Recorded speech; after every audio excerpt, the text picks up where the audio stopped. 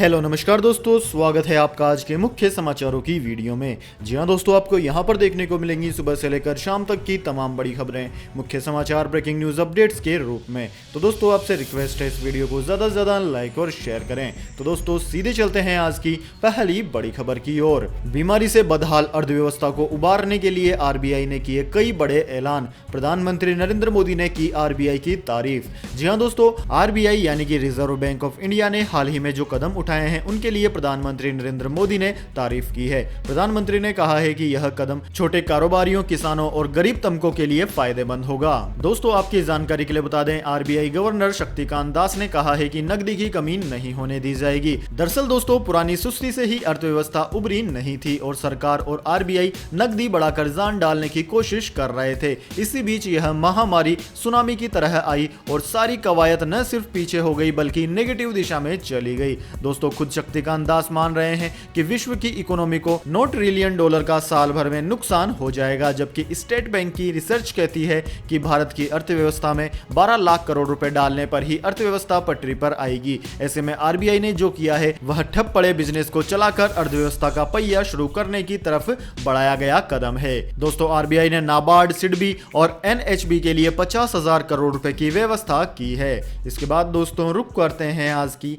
अगली बड़ी खबर का। पूरी दुनिया में 22 लाख के करीब हुई मरीजों की संख्या, मरने वालों की संख्या भी पहुंची 1.5 लाख। जी हां दोस्तों, इस चीनी महामारी से पूरी दुनिया में 21,96,109 लोग अभी तक ग्रसित हो चुके हैं। वहीं दोस्तों मरने वालों का आंकड़ा 1,49,024 पर पहुंच गया है। वहीं दोस्तों बात की जाए अमेरिका की, तो अमेरिका इस बीमारी से सर्वाधिक प्रभावित है। वहां पर मरीजों की संख्या 6,77,529 हो गई है। साथ ही दोस्तों मरने वालों की संख्या 35,394 पर पहुंच गई है। इसके अलावा दोस्तों स्पेन, इटली, जर्मनी, फ्रांस और इसके बाद में अब इंग्लैंड भी 1 लाख से ज्यादा मरीजों वाली सूची में जुड़ गया है। इसके बाद दोस्तों बात कर लेते हैं भारत की। तो दोस्तों भारत में आज ताजा मामले 916 आए हैं, जो कि पिछले 24 घंटे में आए हैं। वहीं कुल मरीजों की संख्या 14,348 हो गई है। साथ ही आज 38 लोगों ने अपनी जान गंवा दी। कुल जान गंवाने वाले लोगों की संख्या 486 हो गई है। भारत में सबसे ज्यादा ग्रसित राज्यों में महाराष्ट्र, दिल्ली, तमिलनाडु, मध्य प्रदेश और राजस्थान आते हैं। इसके बाद में दोस्तों गुजरात में भी मरीजों की संख्या तेजी से बढ़ रही है। इसके बाद दोस्तों रुक करते हैं आज की अगली बड़ी खबर का। दिल्ली में जल्द शुरू होगा प्लाज्मा तकनीक से इस बीमारी के मरीजों का इलाज, सरकार ने की है यह तैयारी। जी हां दोस्तों, राजधानी में जल्द ही इस बीमारी से मरीजों के इलाज प्लाज्मा तकनीक से किए जाएंगे। दिल्ली के मुख्यमंत्री अरविंद केजरीवाल ने गुरुवार को इसकी पुष्टि करते हुए बताया कि डॉक्टर जल्द ही प्लाज्मा तकनीक की मदद से इस बीमारी के गंभीर मरीजों का इलाज करने का परीक्षण शुरू करेंगे। इस टेस्ट के परीक्षण के लिए केंद्र सरकार ने भी अनुमति दे दी है। अगले 3-4 दिनों में डॉक्टर इस तकनीक का परीक्षण करेंगे। अगर यह परीक्षण सफल रहा तो इस बीमारी के मरीजों की जान बचने की संभावना बढ़ जाएगी। दोस्तों मुख्यमंत्री अरविंद केजरीवाल ने कुछ देशों का उदाहरण देते हुए बताया कि प्लाज्मा तकनीक इस बीमारी के खिलाफ जंग में काफी कारगर साबित हुई है। इसके बाद दोस्तों रुक करते हैं आज की अगली बड़ी खबर का। भोपाल में मास्क लगाना हुआ अनिवार्य, उल्लंघन करने पर होगी एफआईआर। जी हां दोस्तों, फैल रही बीमारी की रोकथाम के लिए राजधानी भोपाल में मास्क पहनना अनिवार्य कर दिया गया है। गुरुवार को कलेक्टर एवं जिला दंडाधिकारी ने आदेश जारी करते हुए बिना मास्क के घूमने वालों पर सख्त कार्रवाई के आदेश दिए हैं। इसके अलावा 2 पहिया वाहन पर 1 और 4 पहिया वाहन पर 2 से ज्यादा लोगों के बिठाने पर कानूनी कार्रवाई करने के आदेश दिए हैं। इसके बाद दोस्तों रुक करते हैं अगली बड़ी खबर। जमात और रोहिंग्याओं के रिश्ते पर बड़ा खुलासा, गृह मंत्रालय ने राज्यों को किया आगाह। जी हां दोस्तों, गृह मंत्रालय ने सभी राज्यों और केंद्र शासित प्रदेशों को चिट्ठी लिखकर निर्देश दिया है कि रोहिंग्या और तबलीगी जमात के बीच कनेक्शन की जांच की जाए। रोहिंग्या मुस्लिम और उनके परिचितों का भी टेस्ट होना चाहिए। गृह मंत्रालय ने यह भी कहा है कि इसके संबंध में जरूरी कदम भी उठाए जाए। इस पत्र में लिखा गया है कि ऐसी रिपोर्ट आई है कि रोहिंग्या मुसलमानों ने तबलीगी जमात के इंतजामे और अन्य धार्मिक आयोजनों में हिस्सा लिया था। ऐसे में इसकी आशंका है कि वह इस बीमारी से संक्रमित हो सकते हैं। रोहिंग्या कैंप हैदराबाद में भी है। तेलंगाना में रहने वाले रोहिंग्या समुदाय के लोगों ने तबलीगी जमात के जलसे में हरियाणा के मेवात में हिस्सा लिया था। यही लोग दिल्ली के निजामुद्दीन मरकज में भी शामिल हुए थे। रोहिंग्या समुदाय से जुड़े लोग श्रम विहार और शाहीन बाग में भी गए थे। दोस्तों आपकी जानकारी के लिए बता दें, पिछले 1 महीने में दिल्ली के निजामुद्दीन इलाके में स्थित मरकज में तबलीगी जमात का एक कार्यक्रम हुआ था। इस कार्यक्रम में शामिल जमात के कई लोग इस बीमारी से संक्रमित पाए गए। वहीं जिन राज्यों में जमात के लोग वापस गए वहां इनके संपर्क में आने से कई अन्य लोग भी इस संक्रमण के शिकार हो गए। इसके बाद देश में इस बीमारी के मरीजों की संख्या में उछाल देखने को मिला। अभी भी कई राज्यों में तबलीगी जमात से जुड़े लोगों की रिपोर्ट पॉजिटिव आ रही है। इसके बाद दोस्तों रुक करते हैं आज की अगली बड़ी खबर का। महाराष्ट्र सरकार का बड़ा फैसला, 1.25 लाख मजदूरों को भेजेगी उनके गांव। जी हां दोस्तों, फैल रही बीमारी के संक्रमण के प्रसार को रोकने के लिए देश में लगाए गए बंद के कारण महाराष्ट्र में सैकड़ों मजदूर फंसे हुए हैं। शुक्रवार को महाराष्ट्र सरकार ने उनको राहत देते हुए बड़ा फैसला लिया है। राज्य सरकार के अनुसार राज्य में फंसे 1,25,000 चीनी मिल मजदूरों को उनके गांव जाने की इजाजत दी जाएगी। शुक्रवार को यह जानकारी महाराष्ट्र के कैबिनेट मंत्री जयंत पाटिल ने ट्विटर पर दी। दोस्तों शुक्रवार को यह जानकारी महाराष्ट्र के कैबिनेट मंत्री जयंत पाटिल ने ट्वीट करके दी थी। इसके बाद दोस्तों रुक करते हैं आज की अगली बड़ी खबर का। रैपिड टेस्टिंग शुरू करने वाला देश का पहला राज्य बना राजस्थान। पहले दिन इस बीमारी के 52 संदिग्धों की गई जांच। जी हां दोस्तों, राजस्थान देश का पहला ऐसा राज्य बन गया है जहां इस बीमारी के लिए रैपिड टेस्टिंग की शुरुआत हो गई है। टेस्टिंग की यह शुरुआत शुक्रवार शाम 5 बजे से शुरू हुई। यह शुरुआत अर्बन PHC तोपखाना में हुई, जिसे जाजू डिस्पेंसरी के नाम से भी जाना जाता है। दोस्तों इस दौरान कुल 52 लोगों की जांच की गई और खुशी की बात यह है कि इस रैपिड टेस्ट में सभी 52 संदिग्ध मरीजों की रिपोर्ट नेगेटिव आई है। वैसे यह बताना जरूरी है कि इस बीमारी के लिए रैपिड टेस्ट पुष्टि करने वाला नहीं है, लेकिन यह जांच किसी मरीज को तुरंत आइसोलेट करने के लिहाज से कामयाब है ताकि इस बीमारी के संक्रमण को रोका जा सके। इसके बाद दोस्तों रुक करते हैं आज की अगली बड़ी खबर का। अगले 24 घंटे बार बार बदलेगा मौसम का मिजाज। कहीं होगी बारिश तो कहीं चलेंगी धूल भरी आंधियां।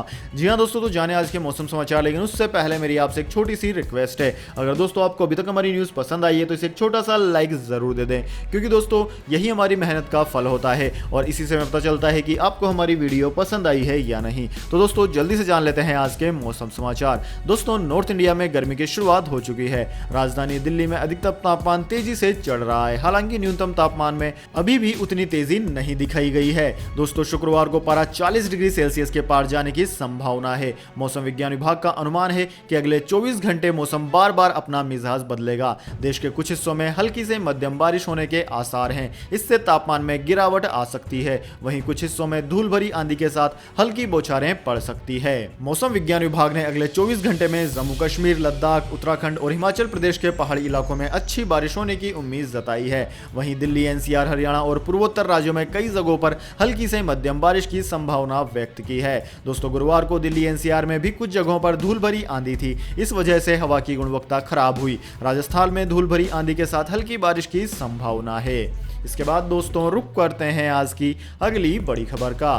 पेट्रोल भरवाने जा रहे हैं तो जरूर पहन ले मास्क, वरना नहीं मिलेगा आपको पेट्रोल या फिर डीजल। जी हां दोस्तों, पश्चिम बंगाल में पेट्रोल पंपों के संगठनों ने राज्य भर में मास्क नहीं तो पेट्रोल नहीं की व्यवस्था लागू कर दी है। ऐसे में जो लोग मास्क नहीं पहने होंगे उन्हें पेट्रोल या फिर डीजल नहीं दिया जाएगा। लोगों के बीच इस बीमारी के संक्रमण को लेकर जागरूकता फैलाने के लिए यह व्यवस्था की गई है।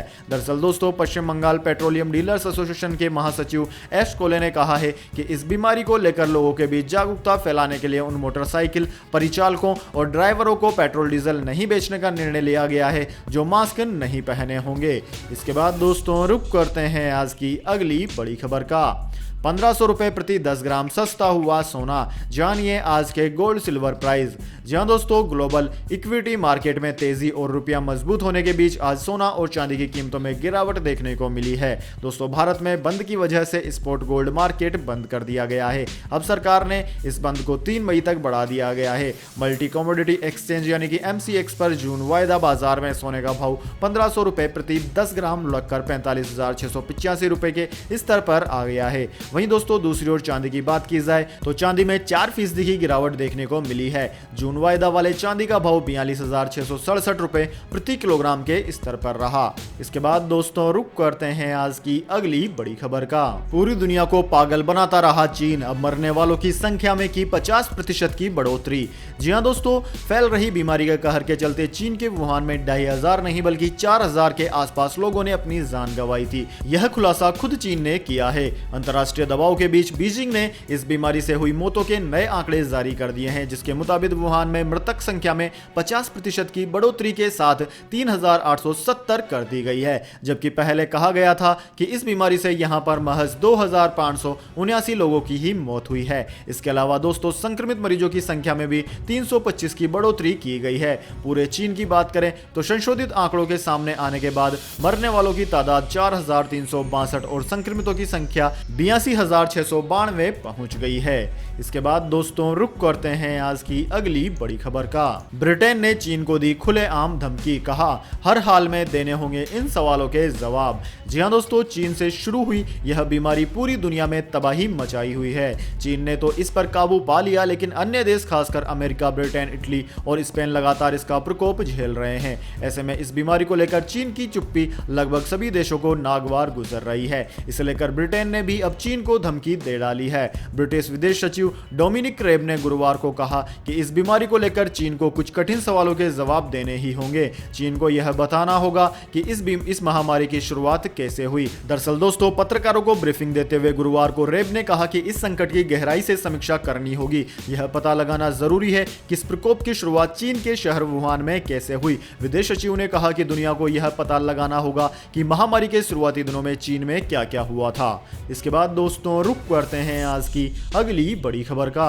रूस के राष्ट्रपति व्लादिमीर पुतिन ने जताया भारत का आभार। इस बीमारी के खिलाफ जंग में मदद के लिए कहा शुक्रिया। जी हां दोस्तों, फैल रही चीनी महामारी से लड़ने में रूस ने भारत की मदद के लिए आभार जताया है। इस बारे में रूस के राष्ट्रपति पुतिन के प्रवक्ता की तरफ से बयान आया है कि रूस ने कहा है कि वह इस बीमारी से लड़ने में भारत के दवाओं की सप्लाई के लिए आभार व्यक्त करता है। रूस की तरफ से कहा गया है कि हम इस बीमारी के खिलाफ लड़ाई में भारतीय सहयोग और इस दिशा में उठाए गए भारत के कदमों की सराहना करते हैं। एएनआई के ट्वीट के मुताबिक रूस में भारतीय दूतावास को आभार संदेश प्राप्त हुआ है।